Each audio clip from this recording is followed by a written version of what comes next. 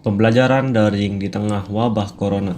Dengan adanya wabah virus corona, hal itu sangat berdampak bagi berbagai bidang seperti ekonomi, pendidikan, sosial, dan lain-lain.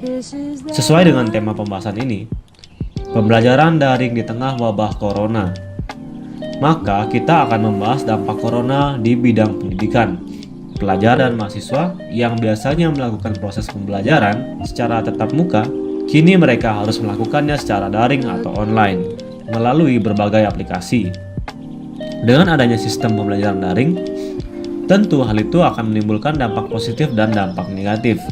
Dampak positif dan dampak negatif pembelajaran secara daring akan saya jelaskan melalui video ini. Oke, saya akan menjelaskan tentang dampak positifnya yang pertama ya. Yang pertama adalah materi pembelajaran dapat diakses di mana saja dan kapan saja. Pembelajaran daring merupakan pembelajaran yang dilakukan melalui teknologi atau ponsel pintar dan laptop. Ponsel pintar yang merupakan alat yang bisa dibawa kemana saja. Tentu sangat memungkinkan untuk mengakses materi pembelajaran dimanapun dan kapanpun.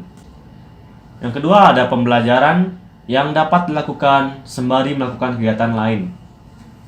Di sekolah ataupun di kampus tertentu ada berbagai peraturan yang harus ditaati oleh mahasiswa.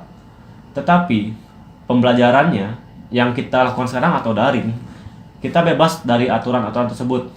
Di kampus tertentu pasti ada aturan tertentu yang dibuat oleh pembuatnya. Yang ketiga, dampak positifnya. Aman dari virus corona. Tentu saja karena kita diam di rumah dan kita tidak berpergian. Lanjut ke dampak negatifnya.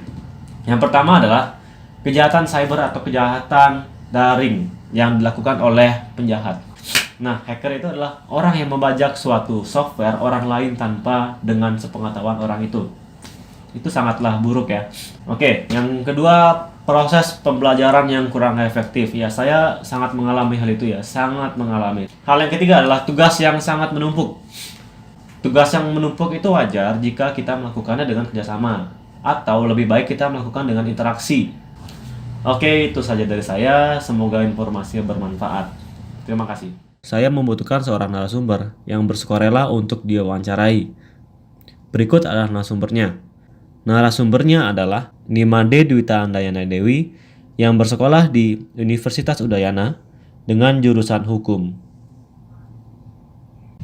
Menurut Dwita sendiri ini setuju nggak untuk mengikuti pelajaran secara daring? Kalau saya sendiri sih kurang setuju ya, soalnya saya merasa pelajarannya itu kayak nggak nyantol di otak gitu. Kurang Jadi efektif ya? fokusnya itu kayak kurang gitu. Nah, mungkin Duta bisa kasih solusi nggak? Kira-kira gimana sih biar efektif lah menurut menurut Duta tuh kayak mungkin bisa seimbang ya dengan kesehatan mata baik, dengan pelajaran juga baik gitu. Jadi menurut saya tuh kan anak muda tuh kan lebih dominan menghabiskan waktu pakai gadget kan. Jadi kalau bisa tuh kurangi penggunaan gadget yang nggak perlu. Jadi pakai gadget tuh waktu diperluin aja. Jadi nggak terlalu menghabiskan waktu depan gadget. Jadi bisa mengurangi dampaknya ke mata. Betul. Oke. Baik, itu aja sih. Terima kasih ya, Duta. Selamat malam, maaf Ya, mengganggu ya. sama-sama.